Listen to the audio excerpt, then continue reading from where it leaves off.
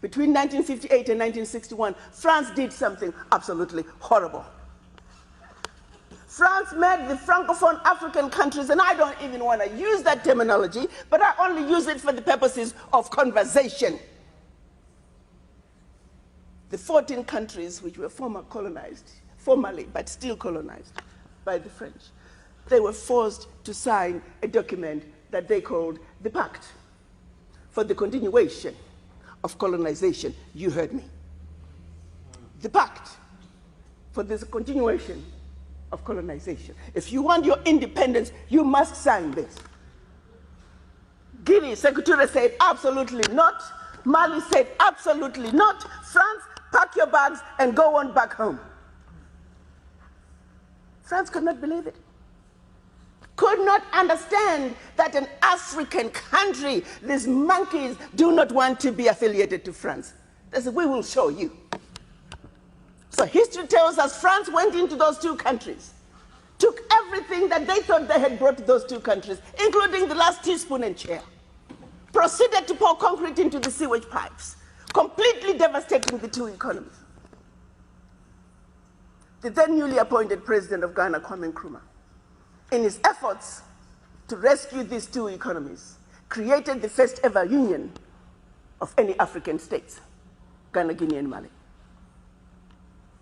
But what that did was it made the other African countries realize that if they go against France, this was the fate that was waiting them. So what do? Wave the paper. And they signed. What did the pact say? One. The pact said, you monkeys, you don't know how to manage your money. So you shall deposit 85% of your bank reserves with the French Central Bank under the control of the French Minister of Finance. And that France is going to take your deposits from the individual countries, pool them together, invest them in the French stock market under the French name. And you, monkeys, you may or may not know the returns. Latest figures are showing this is still going on since 1958. France today is collecting out of Africa over $500 billion before investing. And when they finish investing this money, for every 14 billion out of Africa, they're recognizing over 300 billion. Now do the math. So when it's actually said and done, France is taking out of Africa trillions of dollars every year, and we, the poor Africans, are gladly giving it to France.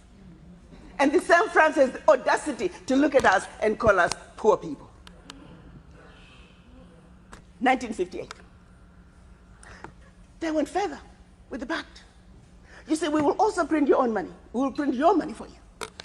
They instituted what they were calling the CFA, special currency for the African countries, and that only France can print that money for you.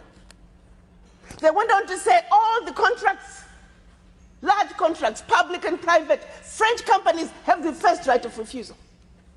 All your minerals discovered, yet to be discovered, France has the first right of refusal.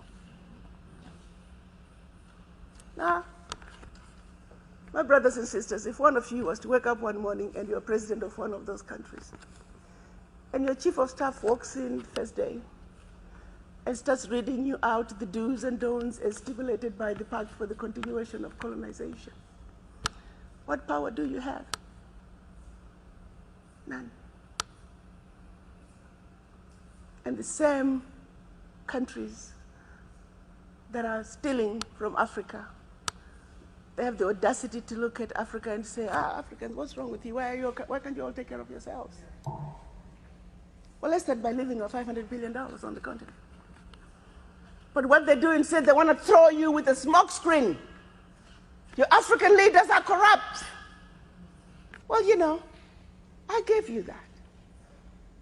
I mean, not all African leaders are corrupt. Africa is a family. No family is complete without crazy Aunt Sally and crazy Uncle Tom. Nobody's perfect. Okay, fine, so I'll give you that. Their own figures are saying 50 billion is getting out of Africa from corruption. Fine, I'll give you that. But you do not want me to engage in a conversation that's solely limited to the $50 billion out of Africa through corruption. First, you don't tell me where it's going. You simply tell me it's getting out of Africa. But secondly, there's a bigger thief. You got two thieves, one with a briefcase with 50 billion and the other thief with a briefcase with 500 billion. I am a smart woman. You want me to ignore the one with 500 billion and put all my energies on a suitcase with 50? And by the time the one with 500 billion is done investing, we are talking trillions. Now, do you see how quickly the funds out of Africa from corruption become the larger chunk under the table? And they want you to stay under the table. So you never have to talk about what is on the table. We must wake up, Africans. We must think about our situations. How did we get here? Are we willing to let France